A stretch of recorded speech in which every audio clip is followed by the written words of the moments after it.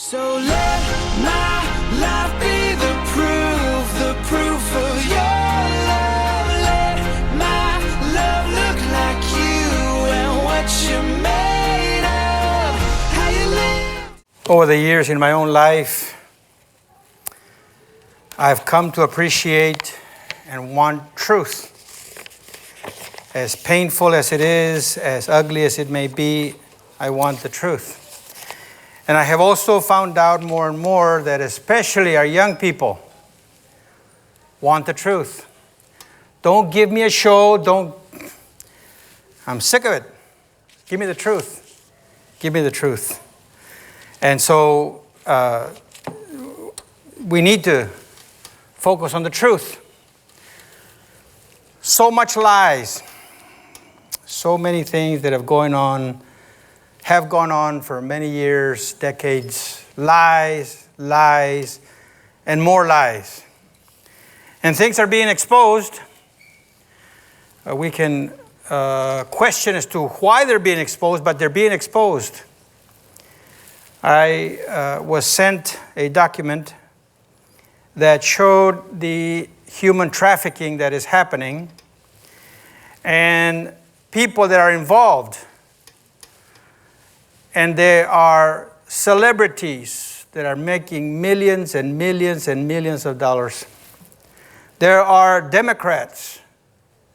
There are Republicans. And they are named by name and the position that they hold in government. Guilty. Abusing children. That is the reality. And we want to hide away from that. Oh, no, it's too ugly. Don't bring that up. But it's happening, has been happening way too much. And people have been hiding it. And all of that shows where people do not want to come under the rulership of God. They do not want to follow Jesus Christ. They want to do their own thing in their own way. And this applies to people that are super rich, super famous, or the very poor. And so this is the truth. And we as human beings do not want to come under authority. I want to do my own thing, and you try to tell me what to do, and you will see my neck stiffen so fast and so hard. But that has been an ongoing problem throughout humanity, throughout time. In Psalm 2, if you want to turn there, Psalm 2, the psalmist speaks, and I've said this before, it's kind of like two cameras. One camera spanning the earth, what's happening on the earth, and the other camera up in heaven, what God is doing and what God is planning. And there's a warning, right? And so the first verses are about the first camera here on earth. Psalm 2. Why are the nations in an uproar and the people devising a vain thing? A vain thing is a thing that is doomed to fail. It will not work.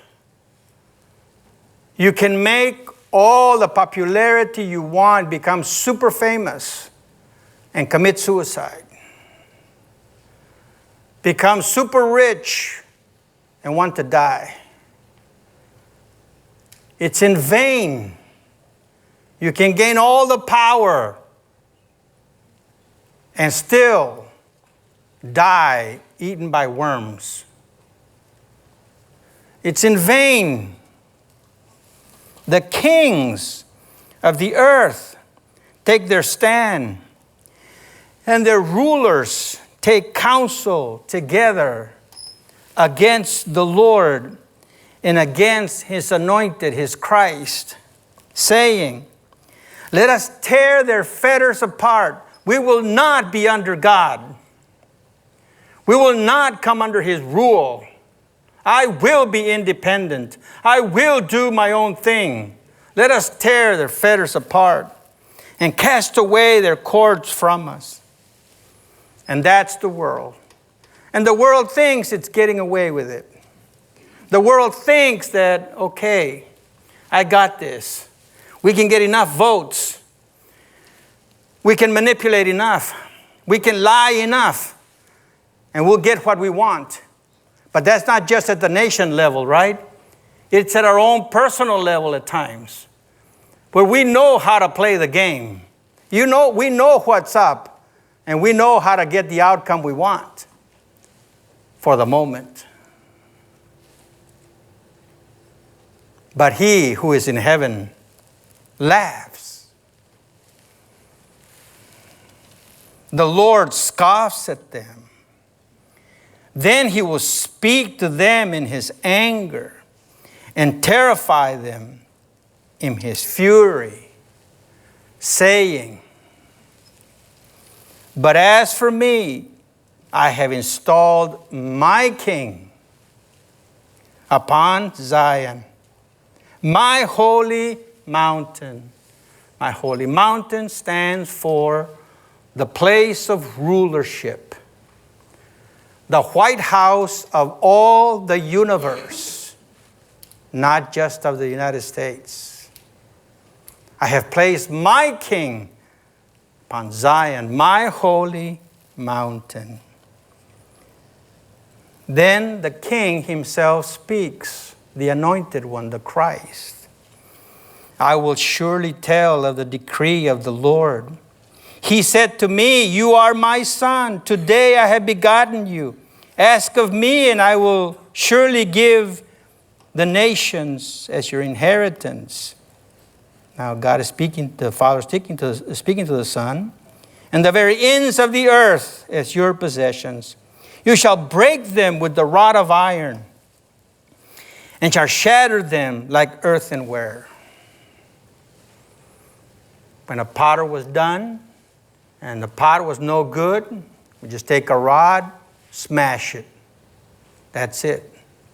And just like that, God can take a whole person, a whole family, the whole church, the whole nation, the whole world, and smash it at his will. That's who he is. He's the almighty, sovereign King. Given that, now therefore, O kings, show discernment. Take warnings, O judges of the earth. Worship the Lord with reverence. Rejoice with trembling. Do homage. Literally, kiss the Son, that he may not become angry and you perish in the way. For his wrath may soon be kindled. How blessed are all those who take refuge in him. You see. And we need to learn that. Because the world is full of darkness. And many of us have experienced that darkness, are experiencing that darkness, and will experience that darkness. That is the truth. I wish it wasn't. I wish I could say, like many of the famous popular preachers, oh, everything's going to be great. Just name it and claim it. Lies.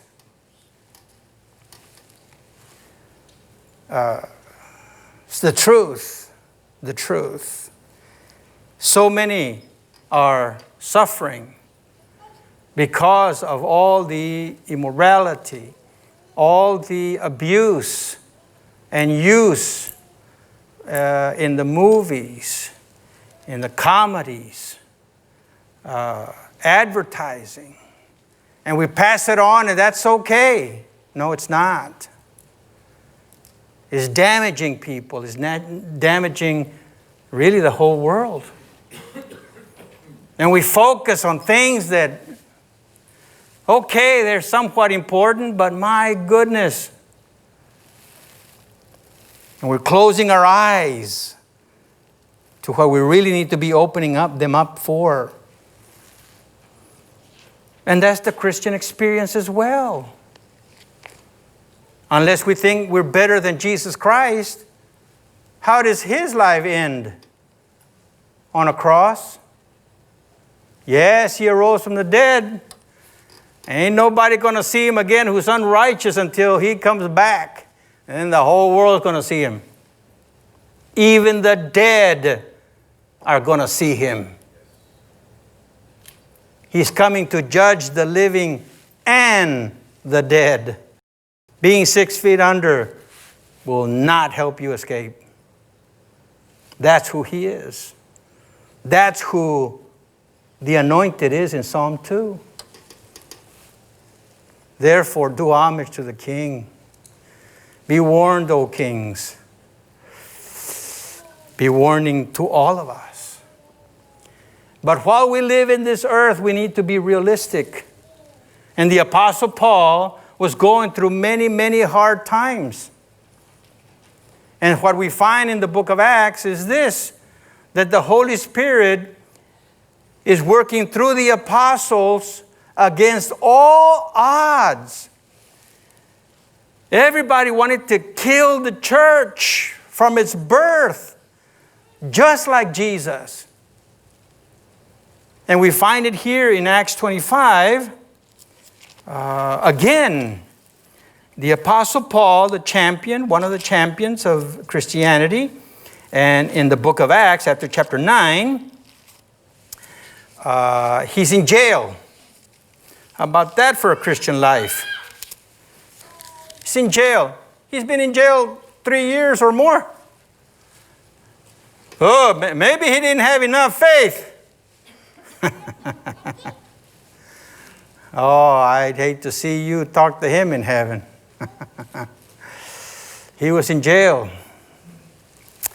And we find here in this passage, we're going to cover chapter 25, 13 through 27, that there's a lot of corruption.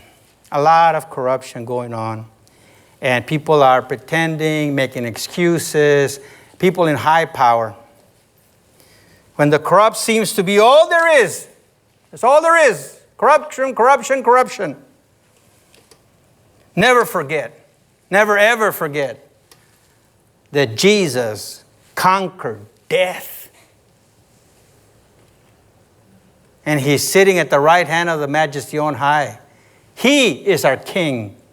Not who's at the White House, not who's at Moscow, not who's in Beijing. No, it's Jesus Christ. You see? But we forget.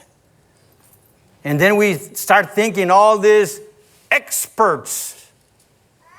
And then we find more inconsistencies with these experts. And that's why it's so good to go back to the truth. Jesus Christ and Jesus Christ alone is King. And so we find this in this passage, and we're just going to see all this immoral, corrupt, powerful people that are supposed to be judging Paul. It's laughable. So let me read, and sometimes we miss out when we just read and we don't see the context and the background of what's happening. So let me first read the passage. This is Governor Festus. He's taken over Felix, the previous governor, who received Paul from Jerusalem, who was about to get killed, and the commander saved him and took him to Festus, or the commander sent him down to Felix. And then Felix was too weak, didn't make a choice, and kept Paul in jail. And now Festus took over, and he's too weak and corrupt as well, just like Felix was corrupt. And now Agrippa is now King Agrippa. Now King Agrippa. Not governor anymore. Now a little bit higher there. And he's a mess as well. And connected to all kinds of corruptions as well. It's amazing. The more I got into it, it's like, it gets kind of confusing. I wanted to do a little chart and put it up there, but I ran out of time because you're going to see what I mean. Anyway, let me read it, and then we'll go back over the names, what was going on here. So, Paul had been under Festus now, and he ran a trial. He's like, yeah, he's not guilty, but then he didn't make no decision. So then Paul says, you weakling. He didn't say that, but basically, okay, well, I appealed to Caesar, to Rome. Send me to Rome, to the emperor. You can't make a decision. So, okay, Festus said, whoo, you want to go to Rome? Okay, out you go. You're out of my problem, but he still kept him there. Verse 13, we pick it up. Now, when several days had elapsed, King Agrippa and Bernice arrived at Caesarea and paid their respects to Festus. You know, they both have power. One is the king, one is the governor. Hey, how are you? Hey, all this wonderful stuff, right? While they were spending many days there, Festus laid Paul's case before the king, saying, there's a man who was left as a prisoner from Felix, previous governor. And when I was in Jerusalem, the chief priests and the elders of the Jews brought charges against him, asking for a sentence of condemnation against him. By the way, if you don't understand, they're in Caesarea by the beach, by the Mediterranean Sea, and they have to go up the mountain, up to Jerusalem. And so when I was in Jerusalem, he says, you know, I was surrounded. He had just been installed as a governor, but almost immediately the leaders from Jerusalem brought charges against Paul, condemnation. I answered them that it was not the custom of the Romans, to hand over any man before the accused meets his accusers face to face and has an opportunity to make his defense against the charges. So, after they had assembled here, I did not delay, but on the next day took my seat at the tribunal and ordered the man to be brought before me. When the accusers stood up, they began bringing charges against him, not as such crimes as I was expecting. Like, whoo, surprised. But they simply had some points of disagreement with him about their own religion, and about a dead man, Jesus, whom Paul now asserts he's alive. Well, I don't know what that means. Being at a loss of how to investigate such matters, I asked whether he was willing to go to Jerusalem and stand trial on these matters. But when Paul appealed to be held in custody for the emperor's decision, I ordered him to be kept in custody until I sent him to Caesar. Then Agrippa said to Festus, I also would like to hear the man myself. Tomorrow, he said, you shall hear him. So on the next day, when Agrippa came together with Bernice, amid great pomp, and entered the auditorium, accompanied by the commanders and the prominent men of the city, at the command of Festus, Paul was brought in. Festus said to King Agrippa and all the gentlemen here present with us, you see this man, about whom all the people of the Jews appealed to me, both at Jerusalem and here, loudly declaring that he ought not to live any longer. Head needs to come off. Verse 25, but I found that he had committed nothing worthy of death. And, well, literally should be but, not and, you'll see why. Since he himself appealed to emperor, I decided to send him. Yet I have nothing definite about him to write to my Lord. Therefore I have brought him before you, and especially you, King Agrippa, so that after the investigation has taken place, I may have something to write. For it seems absurd to me, in sending a prisoner to indicate also the charges, not to indicate the charges against him. Here we have a bunch of corrupt people. I mean, I'm telling you, a bunch of corrupt people. And so Festus, the governor, doesn't know what to do. He's a weakling. He's got power, but he doesn't know what to do, and he comes up with excuses. Excuse number one, and then excuse number two. There are really two major excuses. Really, the first, 13 to 22, the first excuse, but there's a bunch of corruption there. And then 23 to 27, excuse number two, which was also mentioned in the first part. Anyway, he wants to squirm out of the responsibility. All right, and that's what we have. And they're all a bunch of corruption. So let me begin. It says here in verse 13, now when several days had come by, King Agrippa. Oh my goodness. So this would be, I wish I had a chart, but King Agrippa the second. King Agrippa the second. King Agrippa was the only surviving son of King Agrippa the first, and great-grandson of Herod the Great. Take it easy. I'll explain. Ruler of the region at Jesus' birth. That's King Herod the Great. So, let me go back. So here you have King Agrippa the first, second, related to King Agrippa the first, who was related to he was the great-grandson of Herod the Great. So let me begin with Herod the Great and describe him a little bit. I mean, we're talking massive problems here. Turn to Matthew 2. Matthew chapter 2. This is Herod the Great, okay, who was the grandpappy of Agrippa II. Matthew chapter 2. Matthew chapter 2, starting in verse 13. This is when Jesus was born. And remember, the Magi had come to Jerusalem, and Herod the Great, like, oh, who are you? Okay, tell me where he is so I can go worship him. No, so I can go kill him. But, so then the Magi got wind of this. The Lord communicated with them. And okay, they didn't go to King Herod the Great. And then God talked to Joseph as well, and Joseph went to Egypt. So Herod the Great was enraged at this.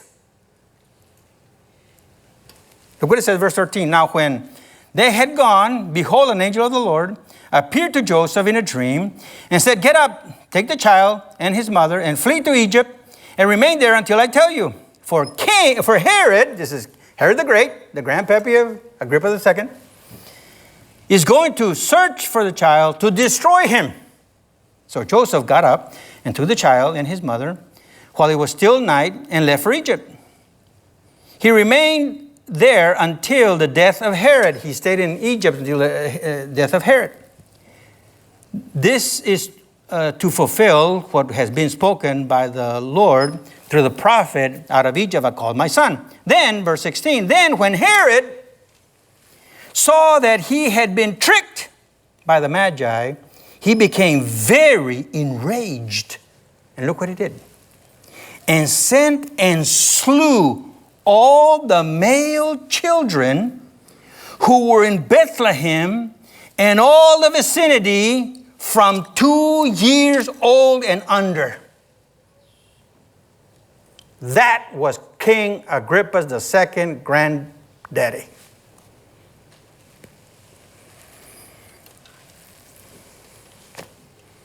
Go kill all the children 2 years and under in Bethlehem and all the surrounds. That's the man he was. And then, please turn your phones off. Finally, okay.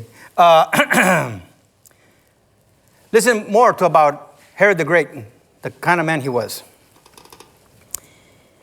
He had his mother, his sister, and wife put under guard while he went to Rome because he was afraid that they would turn the people against him.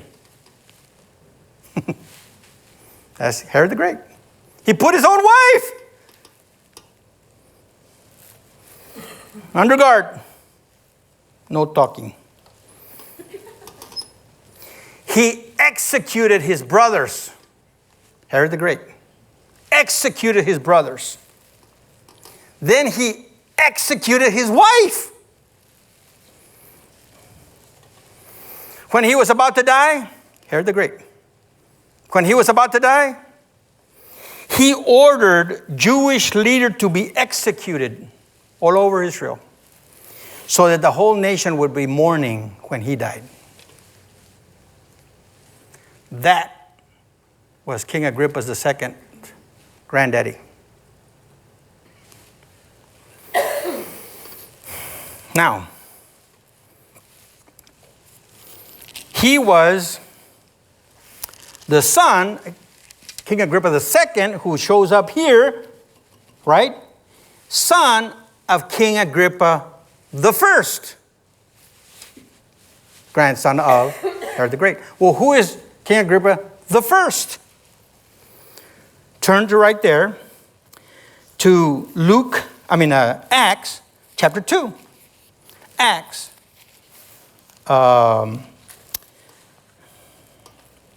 Chapter 12. Acts chapter 12.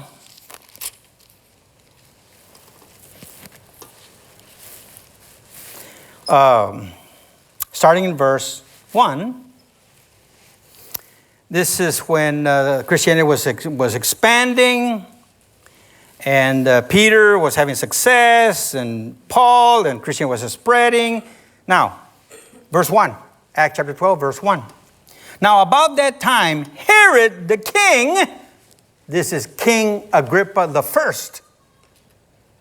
That was King Agrippa II's daddy. Right?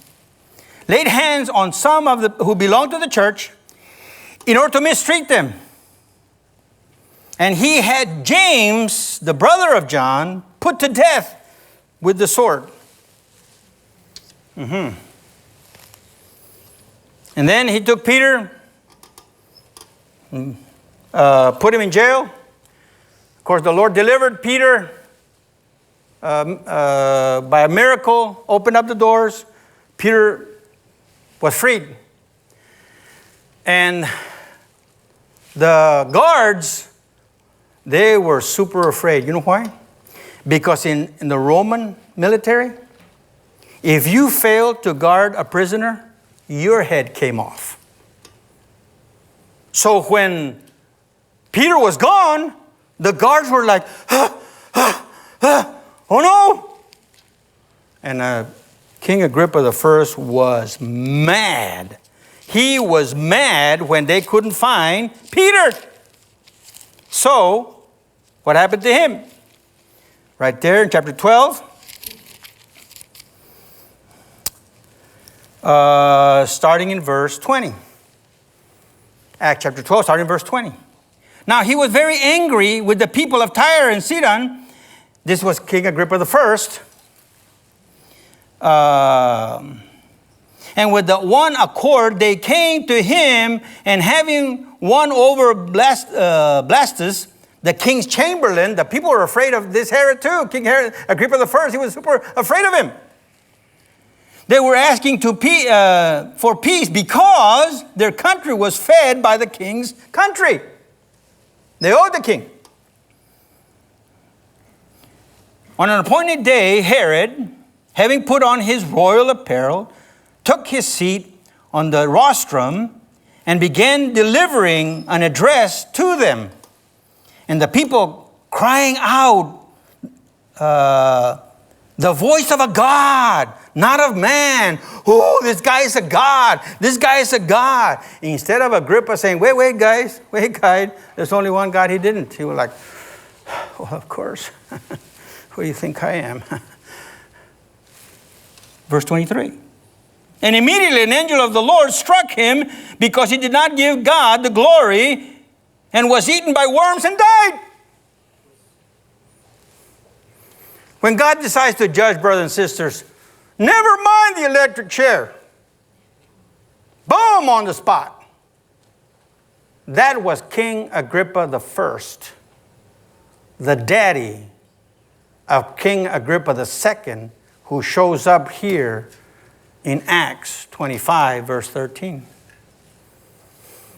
And all that lineage was all there. You need to see the context, right? So back in chapter 25, now when several days had elapsed, King Agrippa and Bernice. Who is Bernice? Bernice, this gets so complicated. Like, wait a minute, what's happening here?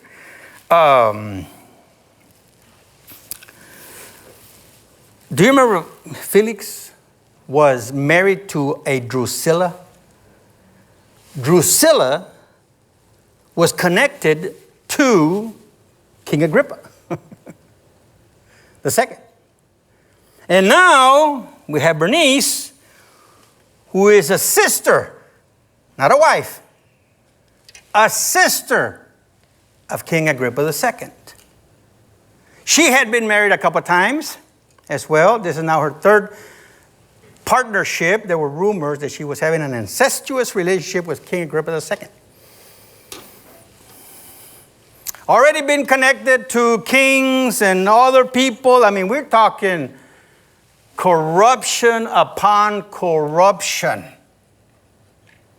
And that's the point here in the book of Acts. That Paul was being judged by corruption upon corruption upon corruption. You see? It had been governor, now King Agrippa. More powerful. And that's the point. And the whole thing is God is delivering Paul. It's a huge, huge mess. And don't we have these today? I mean, quite honestly, don't we have this today? How we slice it. Somebody say, whoa, Trump has been married 3 times. His wife used to model nude. Those are facts, brothers and sisters. Well, we have Joe Biden. All kinds of stuff going on. And we have Pelosi. All kinds of stuff going on. And then they accuse one, and then the accuses double accuses and triple accuses, and my goodness. We can get all lost, you see, and confusion. And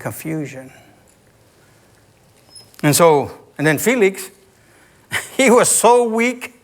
He couldn't make a decision. I mean, they brought Paul to trial and thought, oh, it's going to be easy. Okay, bring him up. Okay, leaders, you got something against him. You're going to accuse him. Okay, guilty. Boom. Fire. Do whatever. And then he's like, wait a minute. This guy's not guilty. And he's a Roman citizen. I can't turn him over. But I don't want to make a decision.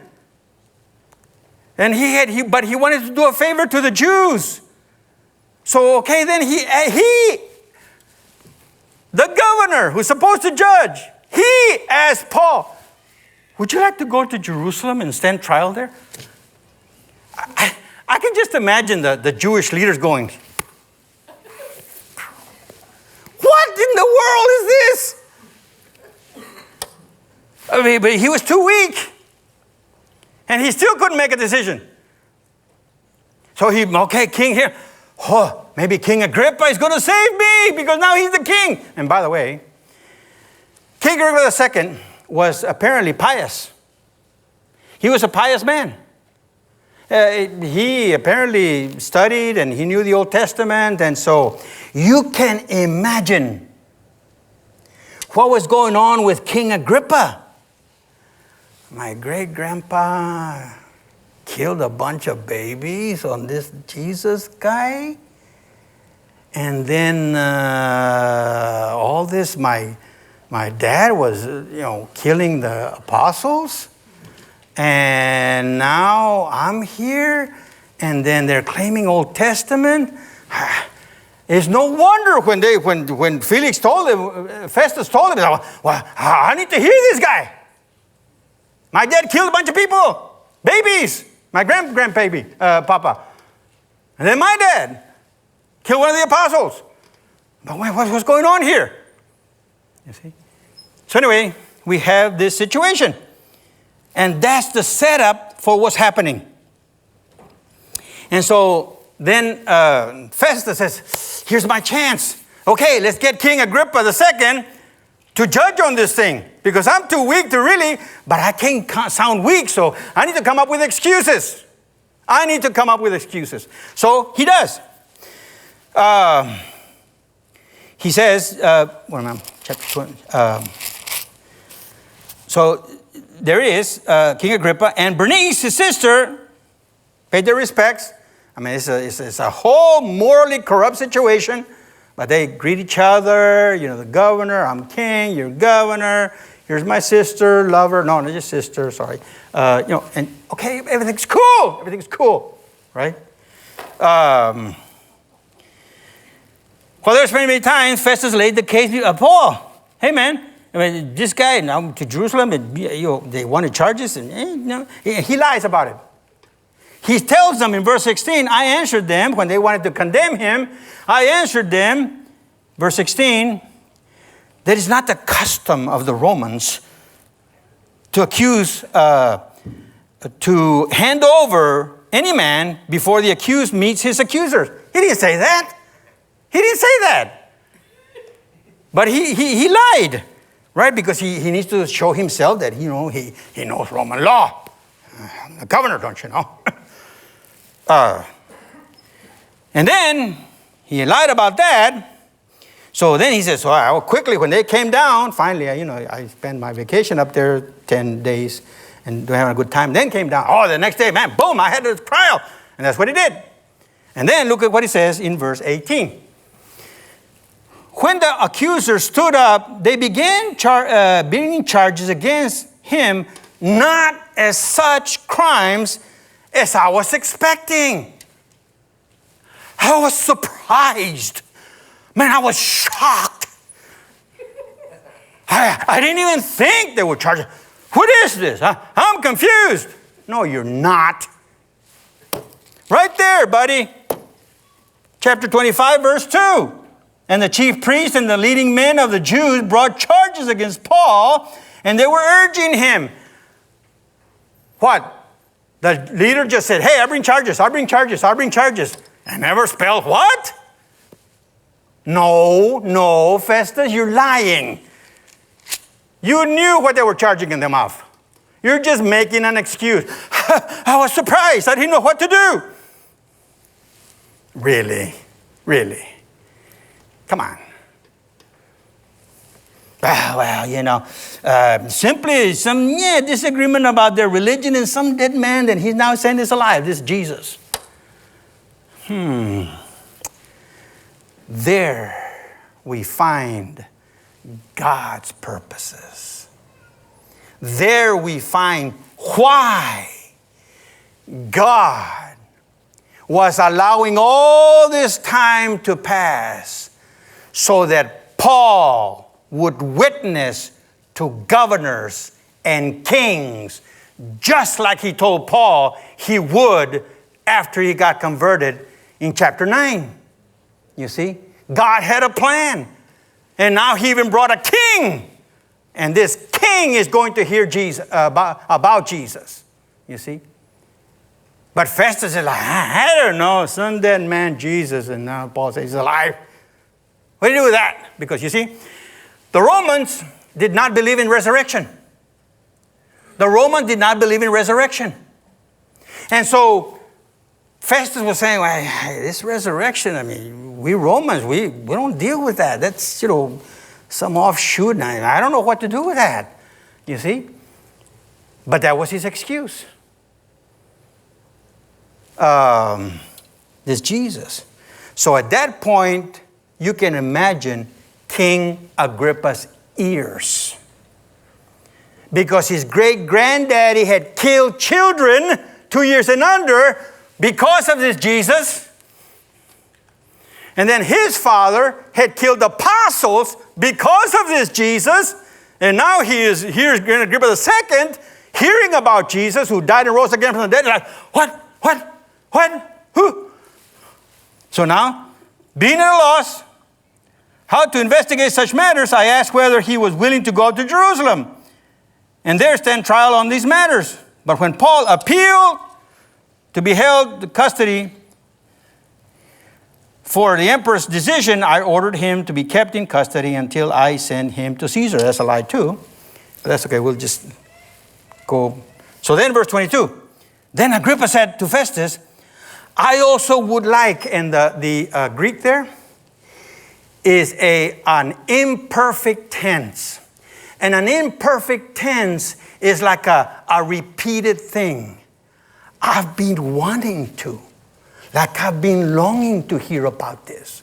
I really have been wanting to hear about Jesus. You see, that's the sense. That remember, this King Agrippa II was somewhat pious. So, I want to hear about this guy. I've been wanting to hear this man myself. Tomorrow we'll do it. Maybe you'll take me out of this dilemma. Right? Corruption upon corruption, and we're going to solve this problem. Okay. So that was excuse number one. I was shocked. And he was being accused of. I was totally shocked. So now he goes on. Okay, you want to hear him? Tomorrow you will. So the next day, when Agrippa came together with Bernice. By the way, Bernice was about a year younger than him. And she had been married a couple of times before. And now she was with him all the time. Okay? With great pomp, it says. The pomp means a lot of pageantry and drama and music and a lot of stuff going on because it says here, King Agrippa, together with Bernice, and amidst great pomp, and entered the auditorium accompanied by the commanders. See that plural? A commander was over 1,000 soldiers. Commanders, we had several men commanding over 1,000 soldiers. These are the type of men that were there at that trial. So you have the king, sister, and now you have all these big guys, big guns, right? The commanders and the prominent men of the city. Mayor, all the whatever. I mean, a lot of pomp and circumstance. This was a big, big deal. And so then, Festus proceeds on, brought in Paul, and then he starts explaining, right? Hey, gentlemen, this guy here, the Jews wanted me to kill him. The Jews want him to be dead. He no longer ought to live. He made it very clear what the Jews wanted, right? Very clear. But I found that he had committed nothing worthy of death. I want to say, well, what the H did you hold him for then? Why don't you let him go, sir? You're the governor. You're the governor. But now here comes the second excuse, right? Here's the second maneuvering stuff that happens. I mean, that's what it is. But I found that he had committed nothing worthy of death. But, that's what I mean. It shouldn't be an N, A, and D. It should be a B-U-T. But, I can't do anything. But, he himself appealed to the emperor. I just had to send to him. See, I have no choice, see. What can I do, man? He appeared to Nero, man, the emperor. Am I going to butt that? Of course not. I got a good excuse. No, you don't. No, you don't.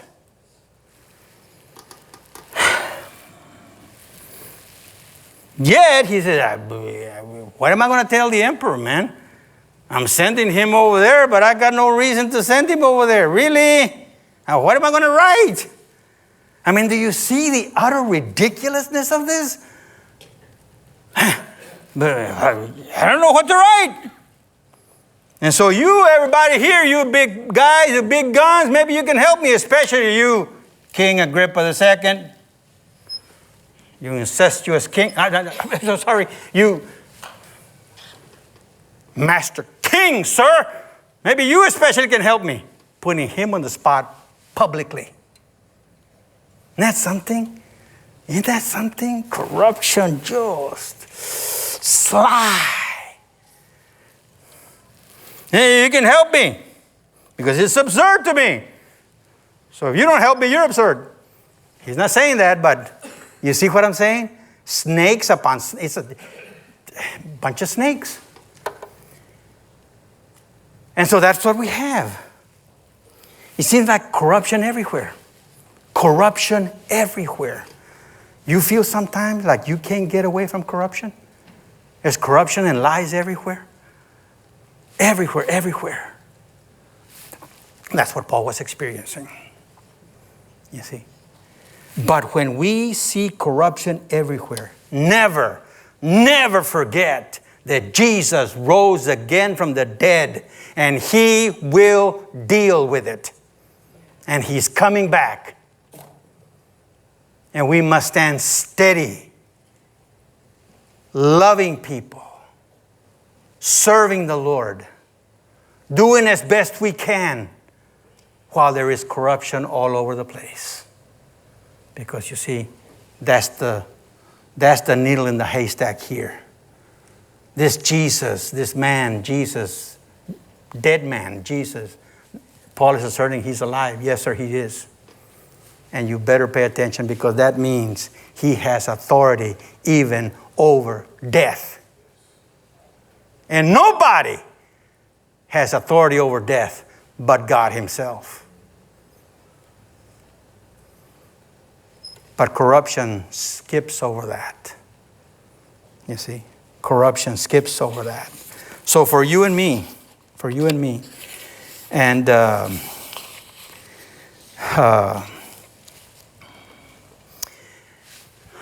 we know this, right? Paul, we know, the rest of Acts, he made it to Rome. He made it to Rome, meaning all these snakes, all these corruptions did not get Paul. No. In fact, God was using these snakes to carry Paul to Rome, where Paul was going to preach the gospel in Rome. That was God's plan. You see, God was using the ungodly, corrupt government to accomplish his will. And that's what you and I need to see and apply all the time. All the time. To realize I don't have to be all out of whack because, the world's going to hell in a handbasket. Well, that doesn't mean Jesus is not in charge. You see? Trust that the Lord can even use the secular and many times the ungodly government to protect us. Paul actually made it to Rome. God sovereignly kept him. He really kept the church, right? Because at bottom, that's what they were after, kill the church. The Jews, that's what it says there. Festus knew what the Jews wanted. They wanted to kill Paul because he was a champion of the church, of the way. You see, God can sovereignly use even the ungodly government to protect us. Amazing. That is God. Here's the second application. Here's the second application, and I've said this before. Really, this is the way I started. There is no way around getting away from corruption. There's no way around it.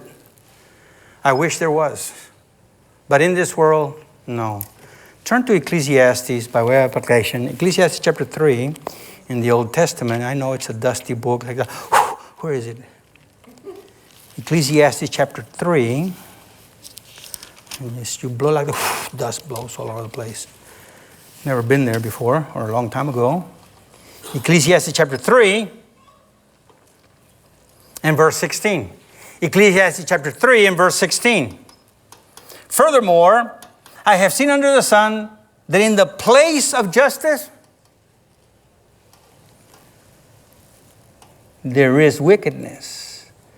And in the place of righteousness there is wickedness. Meaning, in the place where there should be justice, in the highest courts, in the presidency, in the halls of Congress, where there should be justice, there isn't. There isn't. There's wickedness. You see? We're not going to get around it. The Apostle Paul couldn't get around it. Jesus couldn't get around it. It's everywhere. The question is, how are we going to deal with it? How are we going to handle it in a godly way, in a wise way? You see? Because we can't get around it. George Washington, Abraham Lincoln, Billy Graham, these are great, great men of the past. Martin Luther King, Martin Luther, John Calvin. These are great, great men that brought a lot of good and got people, to trust in the Lord Jesus Christ by the thousands, maybe millions with Billy Graham.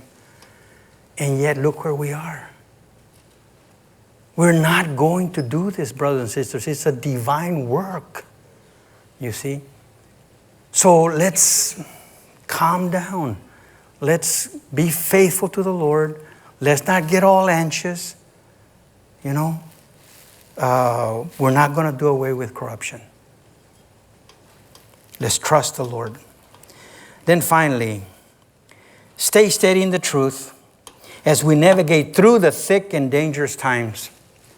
Stay steady in the truth. Really, I said this last time too. Stay steady in the truth.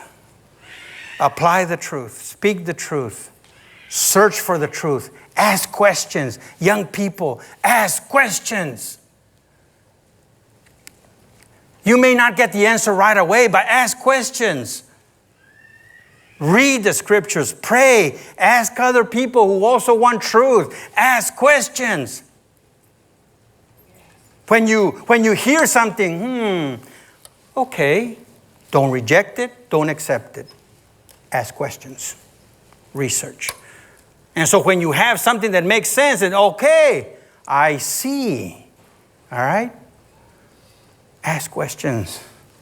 And then when you find the truth, speak the truth. Live the truth. It's a hard world. It's a lot of corruption. But God is with us. You see, I am the way and the truth. You see, the truth shall set you free. The truth, the truth, the truth. Seek truth in all of life. Face the corruptions of life. Will you?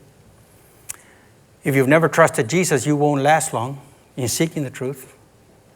You need the Lord Jesus Christ as your Savior. Pray you consider that. I pray you consider that. Right? So let my